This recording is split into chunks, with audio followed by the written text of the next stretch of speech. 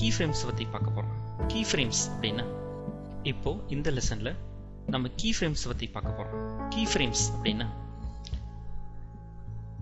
Recording, அதாவது நீங்கள் பண்ணக்கூடிய மூவ்மெண்ட் எல்லாத்தையும் ரெக்கார்ட் பண்ணுற வைக்கிற ஆப்ரேஷன் பேர் தான் கீ ஃப்ரேம்ஸ்.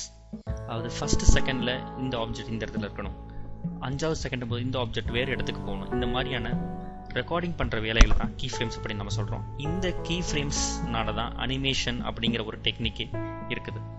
அனிமேஷன் அப்படின்னாவே கட்டாயமாக கீ ஃப்ரேம்ஸ் இருக்கும். அது ஆஃப்டர் எஃபெக்ட்ஸ் ஆகட்டும், அல்லது ஃப்ளாஷ் ஆகட்டும், அல்லது மாயாவாகட்டும், எந்த சாஃப்ட்வேர் நீங்கள் எடுத்தீங்கனாலும் அனிமேஷன் அப்படின்னாவே அங்கே கட்டாயமாக கீ ஃப்ரேம்ஸ் இருக்கும். இந்த கீ ஃப்ரேம் என்ன பண்ணுன்னா அந்த ஆப்ஜெக்டோடைய பொசிஷனை ரெக்கார்ட் பண்ணிக்கும். இந்த ஃப்ரேமில் இருக்கும்போது இந்த ஆப்ஜெக்டோட பொசிஷன் இது, இந்த ஃப்ரேம் இருக்கும்போது அந்த ஆப்ஜெக்டோட பொசிஷன் வேற மாதிரி, இந்த மாதிரியான ரெக்கார்டிங்ஸை பண்ணியிருக்கும். உதாரணத்துக்கு இப்போ இந்த ஃபுட்டேஜ் எங்கே இருக்கு, இங்கே பாருங்க, இங்கே இந்த ஃப்ரேம் நம்ம வந்திருக்கோம். இப்போ இந்த ஃபுட்டேஜுக்கு உள்ள நம்ம போக போகிறோம். ஜஸ்ட் இந்த பட்டனை நீங்கள் ப்ரெஸ் பண்ணுங்க. இந்த பட்டன் ப்ரெஸ் பண்ணும்போது இந்த லேயரை வந்து எக்ஸ்பேண்ட் பண்ணி உங்களுக்கு காட்டும். சரிங்களா? இப்போ பாருங்க, நீங்கள் பார்த்த பொசிஷன், ஸ்கேலிங், ரொட்டேஷன் எல்லாம் இருக்குது. அது போக ஒபாசிட்டி உங்களுக்கு கொடுக்கப்பட்டிருக்கு. ஒபாசிட்டி உங்களுக்கு தெரிஞ்சிருக்கும். 100 ஆகும்போது உங்களுக்கு சீன் ஃபுல்லாக தெரியும், 0 ஆகும்போது சீனில் இருக்கிறது சுத்தமாக தெரியாது உங்களுக்கு. இது 100 வச்சிருக்கேன்.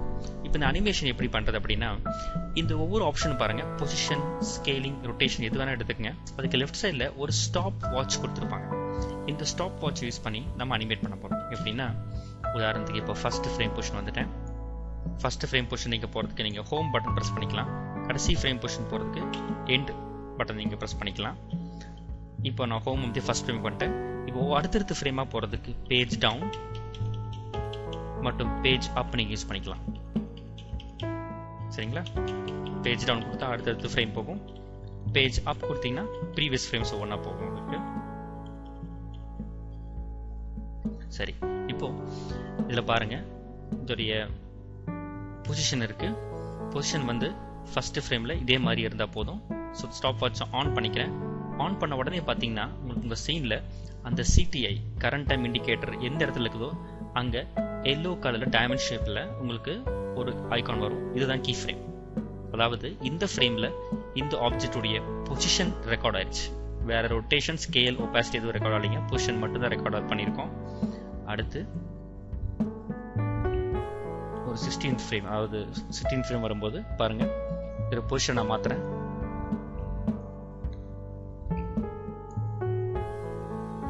இதோட ஒய் ஆக்சிஸை இன்னுமே மேலே ஏற்றுறேன். சரிங்களா? இப்போ நீங்கள் ப்ளே பண்ணி பாருங்க. ஃபர்ஸ்ட் ஃப்ரேம் வாங்க. ஃபர்ஸ்ட் ஃப்ரேமில் இங்கே இருக்கு ஃபுட்டேஜ். இன்னும் ஹைட்டாக போகிற மாதிரி உங்களுக்கு காட்டும். பாருங்க, இதை நான் இப்போ உதாரணத்துக்கு உங்களுக்கு 16வது ஃப்ரேமில் இந்த அனிமேஷன் வேண்டாம் அப்படின்னு நினைச்சீங்கன்னா அதை நீங்கள் தள்ளி வச்சுக்கலாம். பாருங்க, இந்த போஸ் வருது இல்லைங்களா, இந்த போஸ்க்கு நீங்கள் வச்சுக்கலாம். இப்போ பாருங்க, ஸோ இந்த கீ ஃப்ரேம்ஸை நீங்கள் எங்கே வேணும்னு நினைக்கிறீங்களோ அங்கே நீங்கள் தள்ளி வச்சுக்க முடியும். மறுபடியும் கடைசி ஃப்ரேம் வரும்போது பழைய நிலைமைக்கு வரணும்னு நினைக்கிறேன். ஸோ பழைய நிலைமைனா 402வது ஒய் பொசிஷன் வேல்யூக்கு வரணும். போய் வச்சுட்டு அதே வேல்யூ கொடுக்குறேன். இப்போ பழைய வேல்யூக்கு வந்துருச்சு. இப்போ என்ன இருக்குன்னா, அனிமேஷன் இங்கிருந்து மேல் நோக்கி போகுது. பாருங்க, இந்த சென்டர், இந்த ஃபுட்டேஜோட சென்டர் பாயிண்ட் இது குறிக்குது. மேல் நோக்கி போயிட்டு அங்கிருந்து மறுபடியும் கீழ் நோக்கி வருது ஃபுட்டேஜ். இது அனிமேஷன். இந்த அனிமேஷன் நீங்கள் ஃபாஸ்ட்டாக நடக்குன்னா ஃபாஸ்ட்டாக மாற்றிக்கலாம். இப்போ எனக்கு இந்த ஃபுட்டேஜ் ஆரம்பத்திலிருந்து அந்த ஃபுட்டேஜோட மிடில் போகும்போது ஹைட் ஆகும், எண்டில் போகும்போது மறுபடியும் நார்மல் பொசிஷன் வர மாதிரி இருக்குது. இதை நீங்கள் மாற்றணும், கொஞ்சம் சீக்கிரமாகவே மேலே ஏறி இறங்கணும்னு நினச்சிங்கன்னா இந்த கீ ஃப்ரேமை தள்ளி கொண்டு வச்சுக்கலாம். நீங்கள் பாருங்கள், 11வது ஃப்ரேமில் மேலே போகும், 16வது ஃப்ரேமில் கீழே வந்துடும் ஃபுட்டேஜ். பாருங்கள், அவ்வளோ. ஸோ இந்த கீ ஃப்ரேம் வந்து கஸ்டமைசபிள் அப்படிங்குவாங்க. கஸ்டமைசபிள்னா உங்கள் விருப்பத்துக்கு ஏற்ற மாதிரி உங்களால் மாற்றி அமைச்சிக்க முடியும். சரிங்களா? இது பொசிஷன்ஸ். இப்போ இங்கே 16th ஃப்ரேமில் நீங்கள் வச்சிருக்கீங்க இல்லையா, அதுவும் இந்த பொசிஷனும் பாருங்க ஒரே பொசிஷன் தான். ஃபர்ஸ்ட் ஃப்ரேமும் 16th ஃப்ரேமும் ஒரே பொசிஷன் தான், கீ ஃப்ரேம்ஸ் தான். அப்போ நீங்கள் இதில் வச்சுட்டு நீங்கள் டெலீட் பண்ணிடலாம். இந்த கீ ஃப்ரேமை Ctrl C கொடுத்து காப்பி பண்ணி 16th பொசிஷன் வாங்க, கண்ட்ரோல் V கொடுத்துருங்க, பேஸ்ட் பண்ணிக்கலாம். ஸோ ஒரே கீ ஃப்ரேமை காப்பி பண்ணி மறுபடியும் வேறொரு இடத்துல உங்களால் பேஸ்ட் பண்ணிக்க முடியும். கண்ட்ரோல் C கட்டுக்கும், காப்பிக்கும், கண்ட்ரோல் X கட்டுக்கும், கண்ட்ரோல் V பேஸ்ட்டுக்கும் உங்களுக்கு உபயோகப்படுத்தலாம். இப்போ இந்த பொசிஷன்ஸை நான் செலக்ட் பண்ணி டெலிட் பண்ணிடுறேன். கீ ஃப்ரேம்ஸ் எனக்கு வேணாம். அடுத்தது ஸ்கேலிங். ஸ்கேலிங் இதே மாதிரி நீங்கள் பண்ணிக்க முடியும், ரொட்டேஷனும் பண்ணிக்க முடியும், ஒப்பாசிட்டியும் பண்ணிக்க முடியும். இப்போ ஒப்பாசிட்டி பண்ணுற பாருங்க. ஒப்பாசிட்டியோடைய ஸ்டாப் வாட்ச் ஆன் பண்ணிக்கிறேன். ஆன் பண்ணாவே உங்களுக்கு கீ ஃப்ரேம் இதாயிரும். மறுபடியும் நீங்கள் ஆஃப் பண்ணீங்கன்னா நீங்கள் வச்சிருக்க கீ ஃப்ரேம் எல்லாம் டெலிட் ஆகும். அது மட்டும் இல்லாமல் ஒரு வார்னிங் உங்களுக்கு பாருங்க. இப்போ கீ ஃப்ரேம்ஸ் எல்லாம் டெலிட் ஆயிடுச்சு. ஓகே, மறுபடியும் வந்துருச்சு. இப்போ ஃபர்ஸ்ட் ஸ்டார்டிங்கில் இது ஒப்பாசிட்டி எனக்கு 0 இருக்கணும். தென் 21st ஃப்ரேம் வரும்போது தான் எனக்கு 100 வரும். சரிங்களா? இப்போ பாருங்க, இங்கேருந்து அவர் அங்கே குதிச்சு அந்த பொசிஷன் போகிறது உங்களுக்கு தெரியாது. பாருங்க, மெதுவாக பாருங்க, வேல்யூ மாறிட்டே இருக்கு. பாருங்க, ஒரு கீ ஃப்ரேம்லேருந்து அடுத்த கீ ஃப்ரேம்க்கு போகிறதுக்கு இது 0th பொசிஷன், இது 100th பொசிஷன். 0 to 100 போகிறது இங்கே ட்ராவல் ஆகிட்டே வரும். ஸோ வேல்யூ இன்க்ரீஸ் ஆகிட்டே வரும். 10, 20, 30, 40, 50, 60, 70, 80, 90, தென் 100. சரிங்களா? 100 வருது. மறுபடியும் இந்த பொசிஷனில் 0 ஆயிரணும்னா அங்கே கொண்டு போய் வச்சுட்டு 0 என்டர் கொடுத்துட்டு வேல்யூ கொடுத்துட்டு மறக்காமல் என்டர் கொடுங்க. அப்போ தான் அந்த வேல்யூ கன்ஃபார்ம் பண்ணும். இப்போ ப்ளே பண்ணி பாருங்க.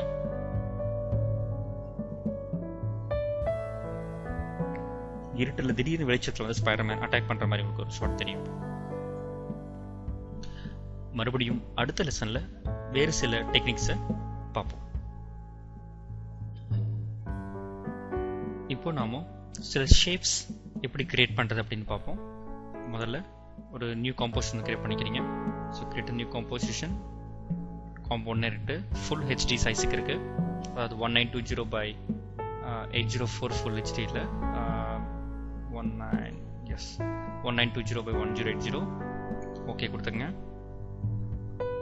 இப்போ இங்க பாத்தீங்கன்னா நிறைய சாலிட் கொடுத்துருப்பாங்க. அதாவது உங்களோட ரெக்டாங்கிள் டூல் இருக்கும், அல்லது round rectangle, ellipse, polygon, star, இந்த மாதிரி நிறைய டூல் கொடுத்துருப்பாங்க.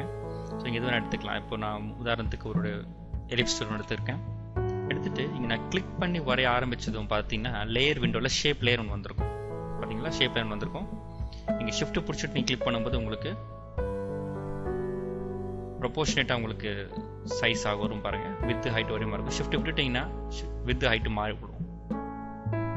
சரி, முடிஞ்ச உடனே உங்களுடைய செலெக்ஷன் டூல் நீங்கள் எடுத்துக்கலாம். இதுதான் டூல் பார். இந்த டூல் பார்ல தான் உங்களோட டூல்ஸ் எல்லாமே இருக்கும். நீங்கள் செலெக்ஷன் டூல், ஹேண்ட் டூல் எல்லாமே இருக்கும். பட் பல டைமில் நம்ம என்ன பண்ணுவோம்னா எல்லாமே ஷார்ட்கட் தான் யூஸ் பண்ணிக்குவோம்.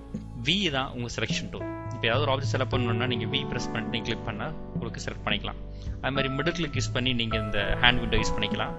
இது ஆக்டிவேட் பண்ணுறதுக்கு H ஷார்ட்கட் நம்ம மிடில் கிளிக் நம்ம யூஸ் பண்ணிக்குவோம், அல்லது ஸ்பேஸ் பாரை ப்ரெஸ் பண்ணி நம்ம நேவிகேட் பண்ணிக்குவோம். சரிங்களா? அதுக்கு அடுத்தது பாருங்க, ஜூம் டூல் எல்லாம் கொடுத்துருக்கோம். சரி, இப்போ நாம ஒரு சர்க்கிள் வரைஞ்சிருக்கோம். இங்க பாருங்க, இது ஷேப் லேயரை காட்டுது. இந்த ஷேப் லேயர் நீங்க ரீநேம் பண்ணா கூட பண்ணிக்கலாம். கிளிக் பண்ணி அந்த லேயரை கிளிக் பண்ணி என்டர் கொடுத்தீங்கன்னா நேம் உங்களால் ரீநேம் பண்ண முடியும். சரிங்களா? ஸோ நான் வந்து இது ஒரு சர்க்கிள் மட்டும் கொடுத்துக்கிறேன். மறுபடியும் என்டர் கொடுத்துட்டேன். இது ஒரு எலிப்ஸ். இப்போ நீங்க அனிமேஷன் பண்ண போறீங்க. எப்பவும் போல ஒரு அனிமேஷன், அதாவது பொசிஷனை மாற்ற போறீங்க. ஸோ சர்க்கிளை செலக்ட் பண்ணிட்டு P ப்ரெஸ் பண்ணுங்க. பொசிஷன் வந்துருச்சு. இப்போ ஸ்டாப் வாட்ச் ஆன் பண்ணிக்கங்க. ஃபர்ஸ்ட் ஃப்ரேம்ல இதை கீழே வச்சிருக்கேன். அடுத்தது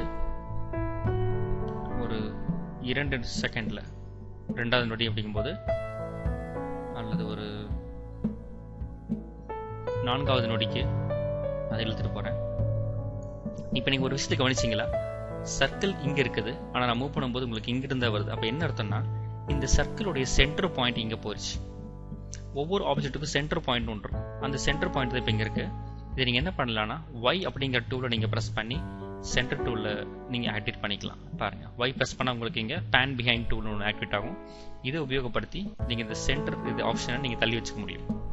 பாருங்க, ஃபர்ஸ்ட் ஃப்ரேம் வந்துட்டு இதை தள்ளி கொண்டு நடுவில் வச்சுக்கிறேன். ஏன்னா ஆப்ஜெக்ட் சென்டர்ல தான் எப்பவுமே இந்த சென்டர் பாயிண்ட் டூல் இருக்கணும். சரி, இப்போ நீங்க மறுபடியும் 4th ஃப்ரேம் போறீங்க. இதை மூவ் பண்ணி இங்கே வைக்கிறீங்க. சரி, அதுக்கு அடுத்தது பாருங்க, இங்கிருந்து இந்த ஃப்ரேம். ஆனால் இப்போ நான் இந்த கீ ஃப்ரேம் 4th ஃப்ரேமில் வச்சிருக்கேனா இல்லையா எப்படி கண்டுபிடிக்கிறது அப்படின்னா, உங்கள் கரண்ட் டைம் இண்டிகேட்டர் செலக்ட் பண்ணிவிட்டு ஷிஃப்ட்டை பிடிச்சிட்டே தள்ளுங்க. அடுத்த கீ ஃப்ரேம் நோக்கி கரெக்டாக போய் ஸ்னாப் ஆகும்.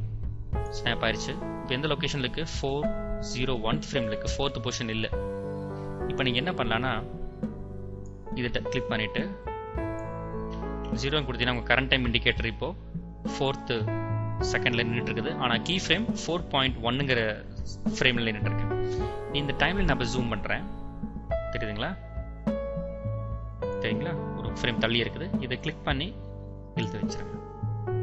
அல்லது இதை கிளிக் பண்ணி ஷிஃப்ட்டை இழுத்து வச்சிங்கன்னா எங்கே இருந்தாலும் அந்த இடத்துக்கு வரும்போது கரெக்டாக ஸ்னாப் ஆகும். ஷிஃப்ட் எப்பவுமே உங்களுக்கு ஸ்னாப் பண்ணுறதுக்கு வசதியாக இருக்கும். இப்போ இதுவும் கரெக்டாக 4th பொசிஷனில் இருக்குது. ஜூம் அவுட் பண்ணிக்கிறேன். நீங்கள் எப்படி ஜூம் அவுட் பண்ணிக்கலாம், அல்லது ஆல்ட் யூஸ் பண்ணிவிட்டு உங்கள் மவுஸை நீங்கள் ஸ்க்ரால் பண்ணிங்கன்னா உங்களுக்கு ஜூம் இன் ஜூம் அவுட் ஆகும். இப்போ 0லேருந்து 4th செகண்டுக்கு இப்படி மூவ் ஆகிட்டு இருக்கு. இப்போ 2வது செகண்டுக்கிட்ட போகிறேன். பாருங்க, 2வது செகண்டில் இப்போ நம்ம இருக்கோம். இப்போ 2வது செகண்டில் இதை நான் மேல் நோக்கி தள்ளுறேன். பாருங்க,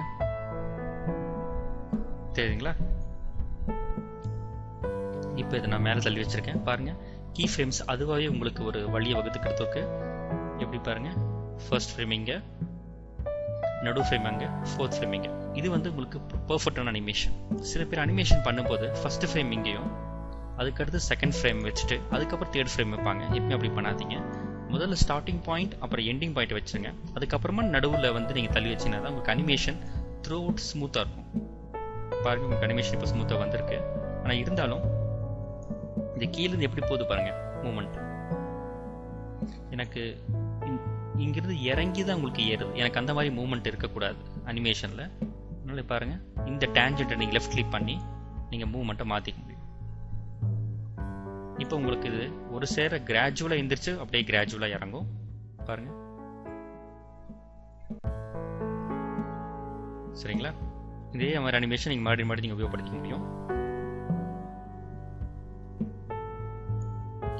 இந்த மாதிரி நீங்கள் ஒரு ஷேப்பை வச்சு உங்களால் அனிமேட் பண்ண முடியும்.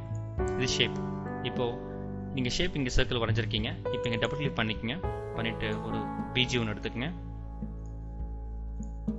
ஒரே ஒரு இமேஜ் மட்டும் எடுத்துருக்கேன். இதை கொண்டு வந்து கீழே போட்டுக்கிறேன். பாருங்கள், நீங்கள் எங்கே ஷேப் பண்ணுறீங்களோ அது இடம் மட்டும்தான் இருக்கும், மற்றதெல்லாம் டிரான்ஸ்பரண்ட்டாக இருக்கும். ஸோ நான் அந்த பிக்சர் செலக்ட் பண்ணிவிட்டு ஷிஃப்ட்டை பிடிச்சிட்டு நான் ஸ்கேல் பண்ணிக்கிறேன். பாருங்கள், எங்கே சர்க்கிள் போட்டிருக்கீங்களோ அந்த ஏரியாவை தவிர மற்றது எல்லாமே உங்களுக்கு டிரான்ஸ்பரண்ட்டாக தெரியும். இது வந்து இந்த மாதிரி ஷேப் ஆப்ஜெக்ட் யூஸ் பண்ணுறது ஒரு பெரிய advantage. So shape object use பண்ணும்போது இந்த அட்வான்டேஜஸ் உங்களுக்கு இருக்கும். இப்போ உங்களுக்கு சில ஷேப்ஸ் இங்கே கொடுக்கப்பட்டிருக்கு. Rectangle, round rectangle, ellipse, polygon இது இருக்குது. இது போக உங்களுக்கு வேறு ஏதாவது ஒரு ஷேப் தேவைப்பட்டுச்சு அப்படின்னா நீங்கள் இந்த பென் டூல் உபயோகப்படுத்தி நீங்கள் இந்த ஷேப்பை நீங்கள் வரைஞ்சிக்கலாம். எந்த மாதிரி ஷேப் வேணாலும் நீங்கள் கிரியேட் பண்ணிக்கலாம். உதாரணத்துக்கு இப்போ பாருங்கள்,